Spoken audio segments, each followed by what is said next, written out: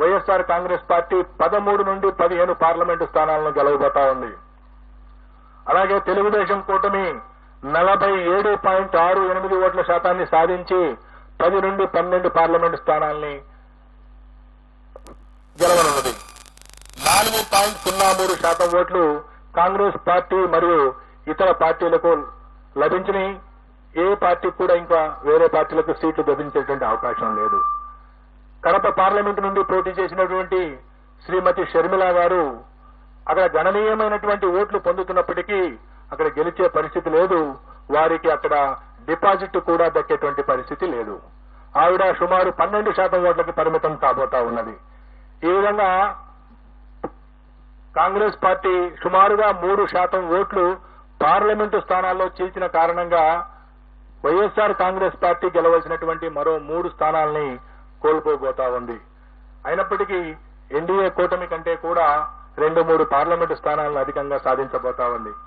సుమారుగా 13 నుండి 15 స్థానాలు వైఎస్ఆర్సీపీ, 10 నుండి 12 స్థానాలు టీడీపీ కూటమి సాధించబోతా ఉంది. సో ఈ విధంగా ఆంధ్రప్రదేశ్, తెలంగాణలో జరిగినటువంటి హోరాహోరీగా జరిగినటువంటి ఎన్నికల యొక్క ఫలితాలు జూన్ 4వ తేదీన ఉండబోతా ఉన్నాయి.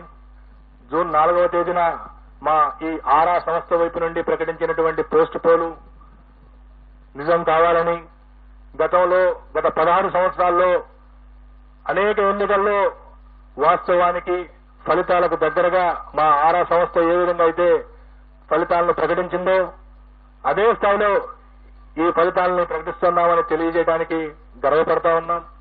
అనేక రకాల ఒత్తిళ్లు, అనేక రకాల విమర్శలు అన్ని మా ప్రొఫెషన్ లో భాగంగా ఎప్పుడు వస్తూనే ఉంటాయి. ఎప్పుడు కూడా ఎటువంటి ప్రభావాలకు లోను కాకుండా సంస్థను సంస్థగా మేము నమ్మినటువంటి వృత్తిని వృత్తిగా భావించి ఎన్నికల కంటే ముందు ఏదైనా లీకులు ఇవ్వమని ప్రకటించమని ఎన్ని రాజకీయ పార్టీలు కోరినప్పటికీ ఎక్కడా ప్రతిస్పందించకుండా, ఒక్క ఓటర్ను కూడా ప్రభావితం చేయకుండా పోలింగ్ ముగిసిన తర్వాత సుమారు 21-22 రోజుల తర్వాత మేము ఈ ఫలితాలని మీ ముందు పెడుతున్నాము.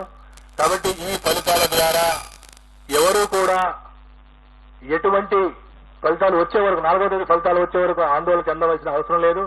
మరీ ముఖ్యంగా బెట్టింగులు లాంటి ప్రమాదకరమైనటువంటి వాటి జోలికి పోవద్దని చెప్పి మీడియా ద్వారా రాష్ట్ర ప్రజలందరికీ విజ్ఞప్తి చేస్తూ ముగిస్తున్నాను. ధన్యవాదాలు.